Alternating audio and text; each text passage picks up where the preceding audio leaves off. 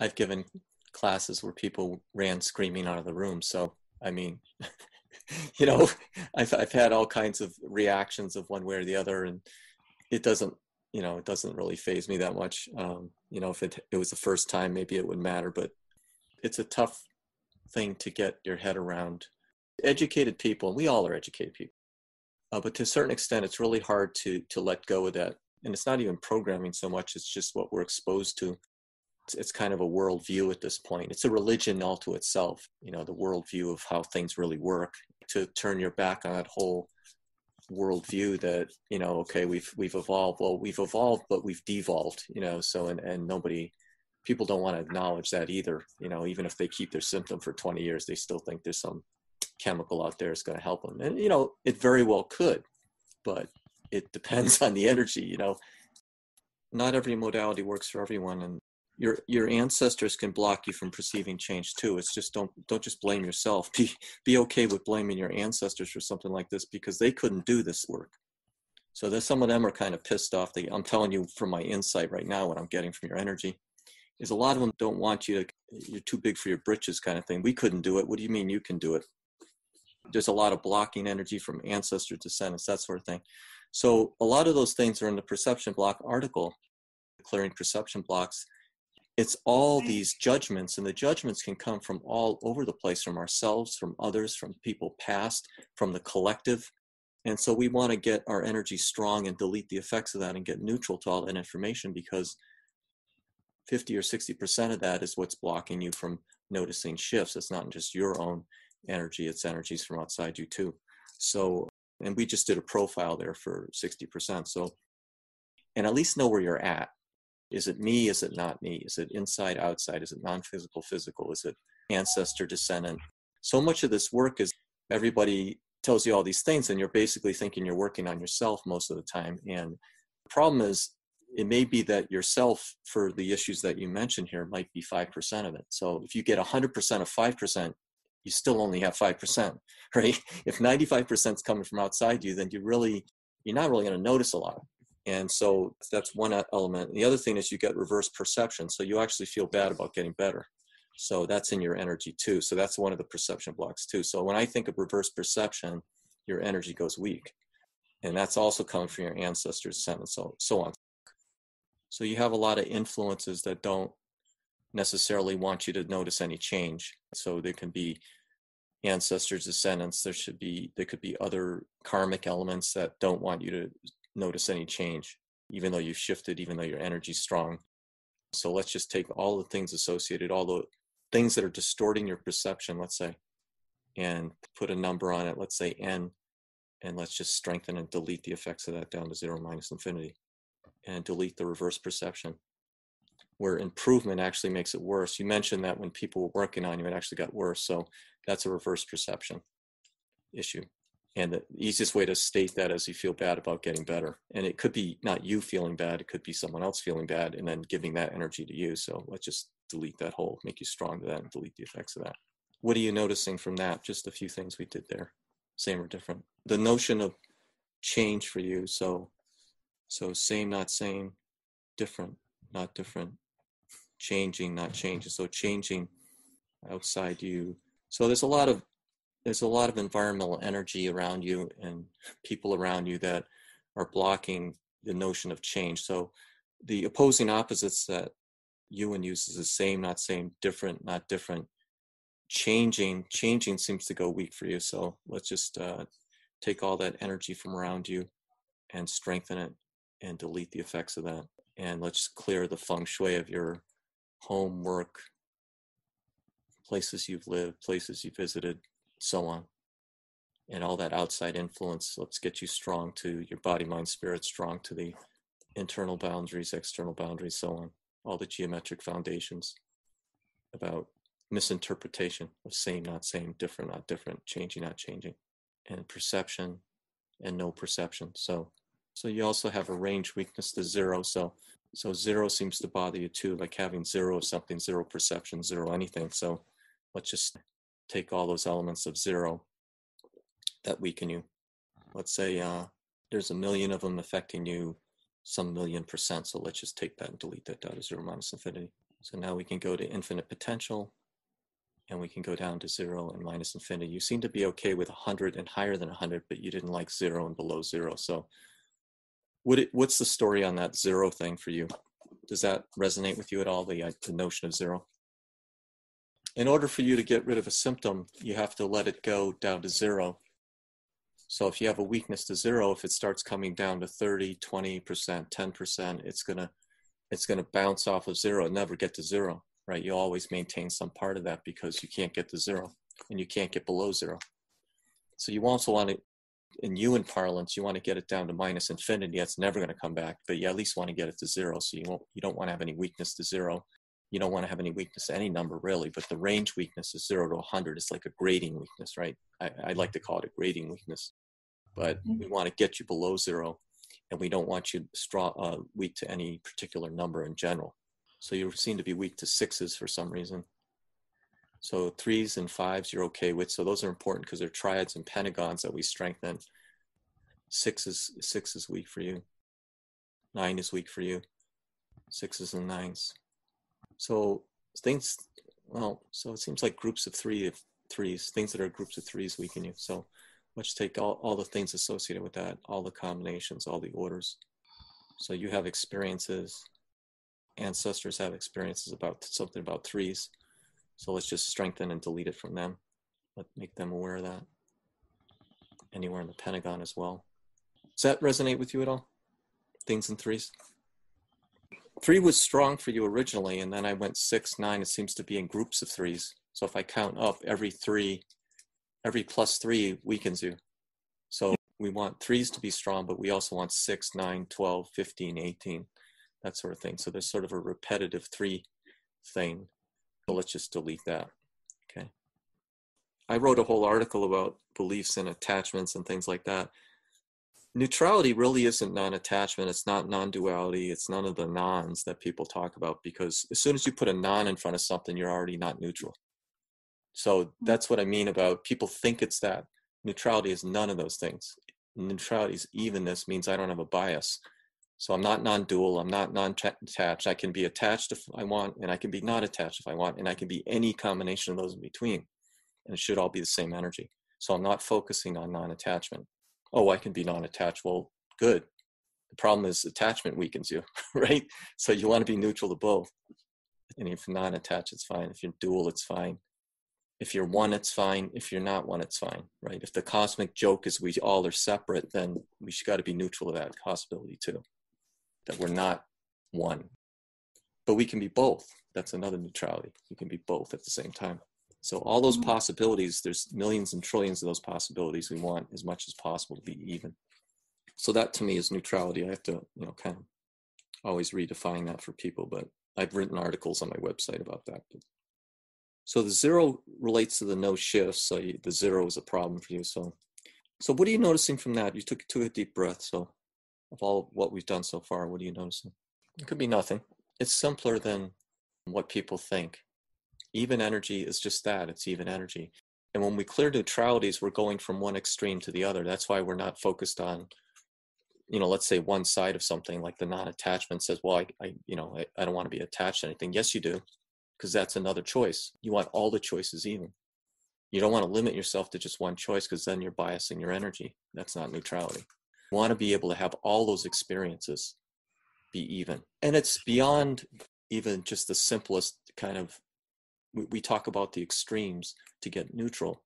So let's say for particular neutrality, you try to go as far to each side as you possibly can, and even beyond that, a ridiculous scenario, but you want to get as far neutral as you can, because you want that border to just go on to infinity in both directions, right? So success and failure is one I use a lot. Well, you can succeed and you can fail, or you can succeed at everything in your life, everything your children do, everything your parents do affects you all the way to the end of your life, and to every life that you have for the infinity, right? So that's beyond, that's one side of a neutrality. So you can be very kind of quick in neutralities like success and failure, or you can go very deep into neutralities if you need to, if your energy still goes weak.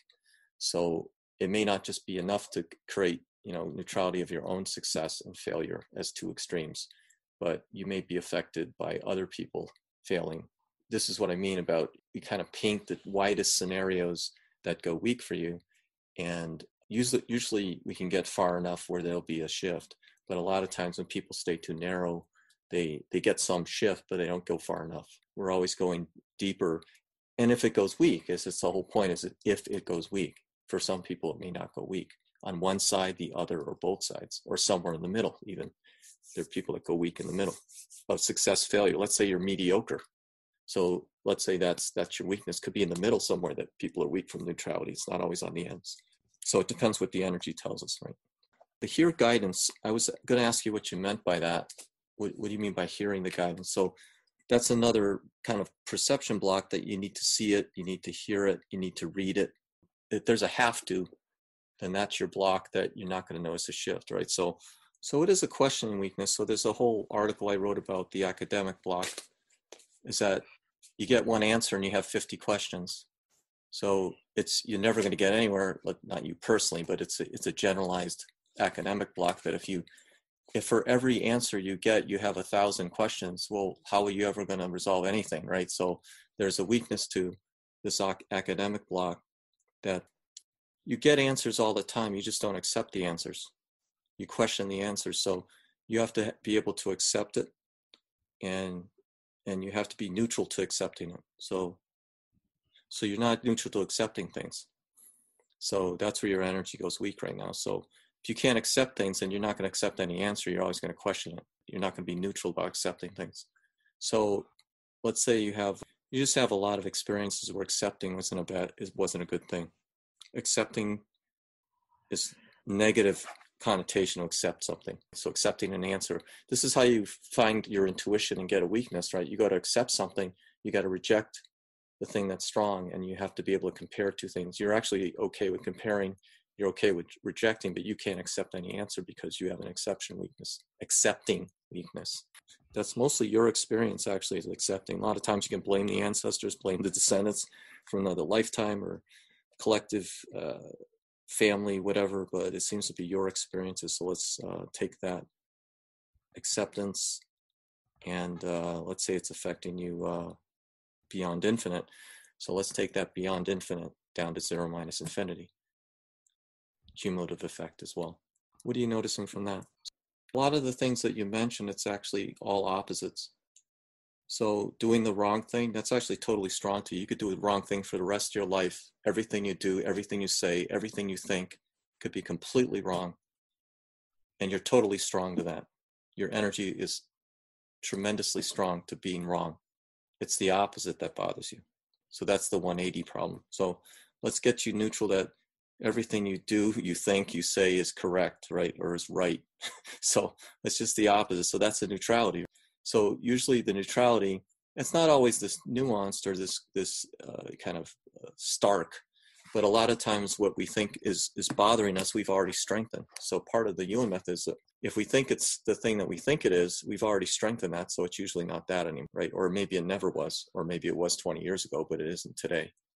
So for the case of doing the wrong thing, so right, not right, wrong, not wrong, you being right weakens you. So let's get you neutral to that, delete the effects of that, any negative experiences of being right.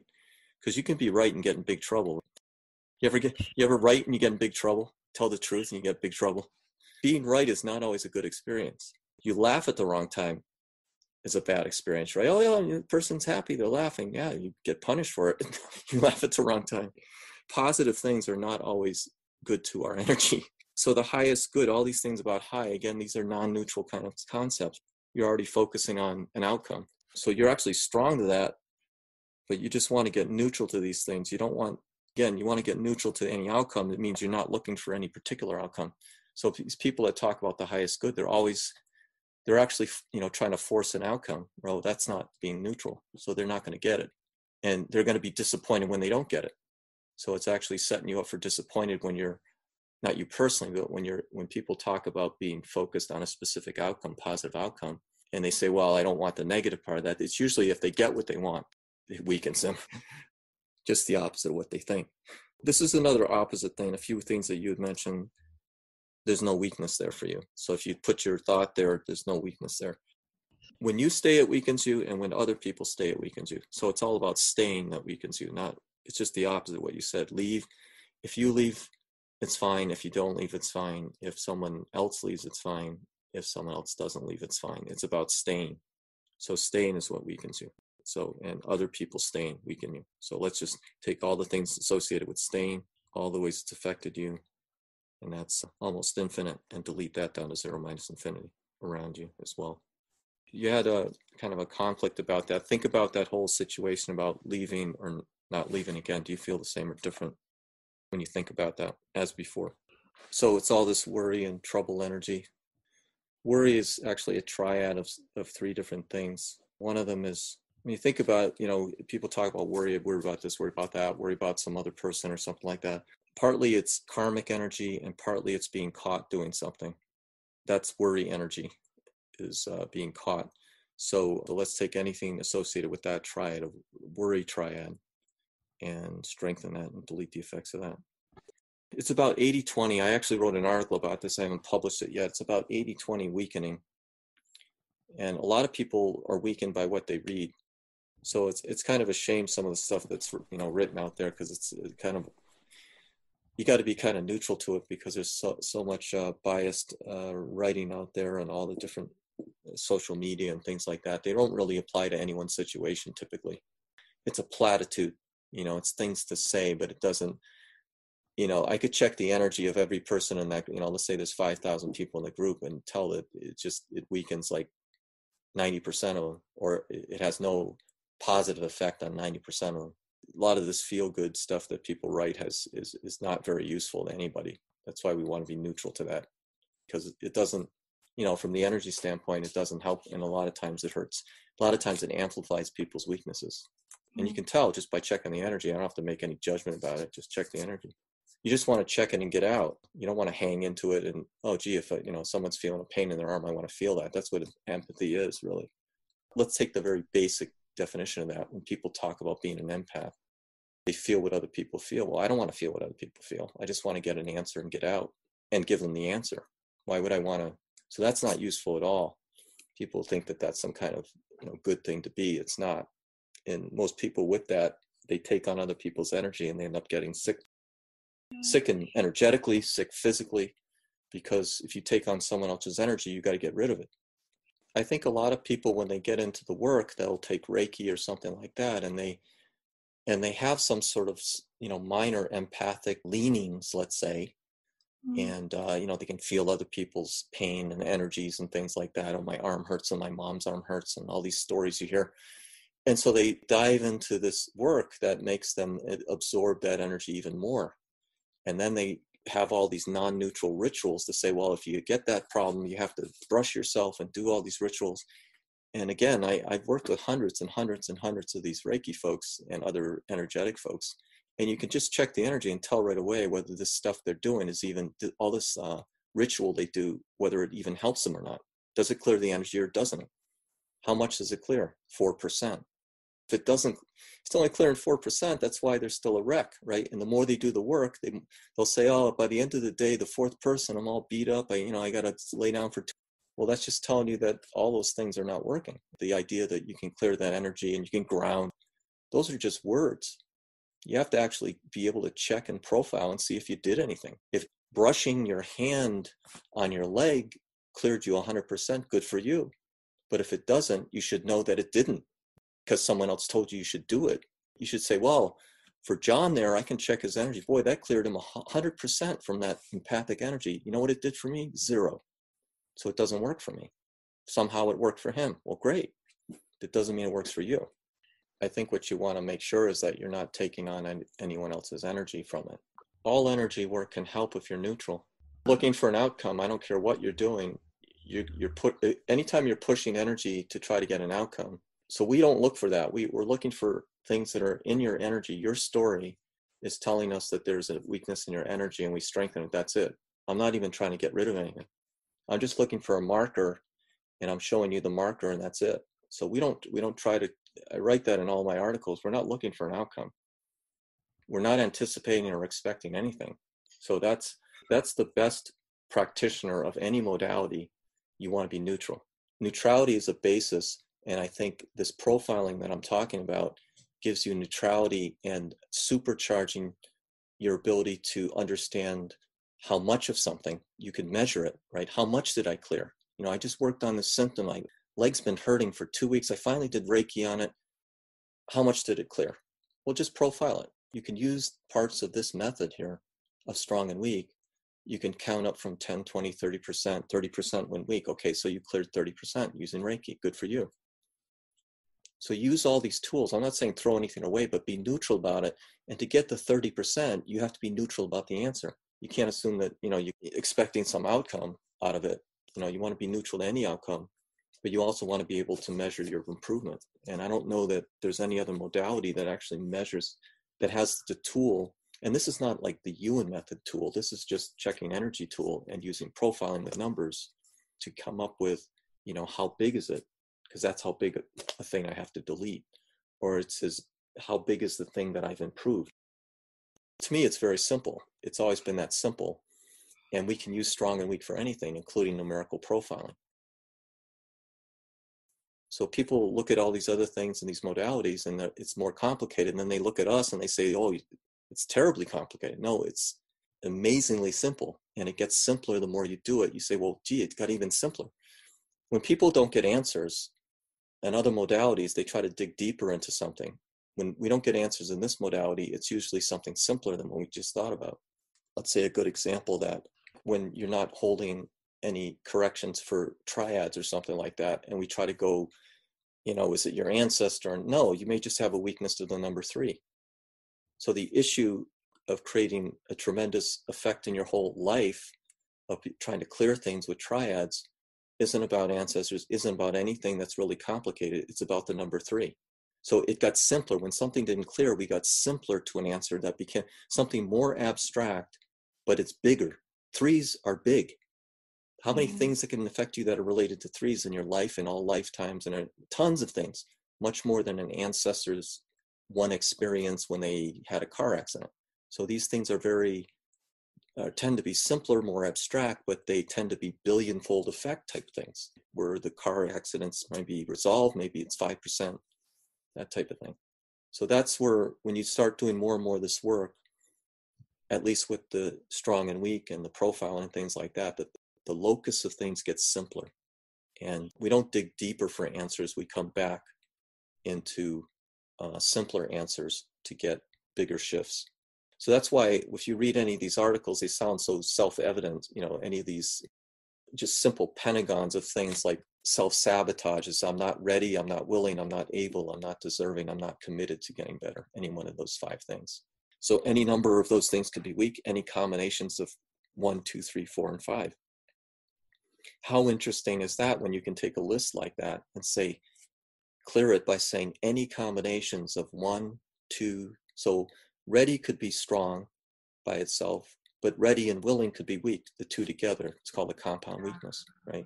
So again, these are simple, simple concepts. It's just a list, just call it 1, 2, 3, 4, 5. 1 and 2 are weak together, but not separately. 1, 3, and 5 are weak. So I'm not even going to be that specific. I'm just going to say all combinations of 1, 2, 3, 4, 5. So it gets simpler. So the lists don't matter. This is like when you gave me this list, it doesn't matter the list you give me, at least from our standpoint of where we start. What should we work on first? Whatever goes the weakest.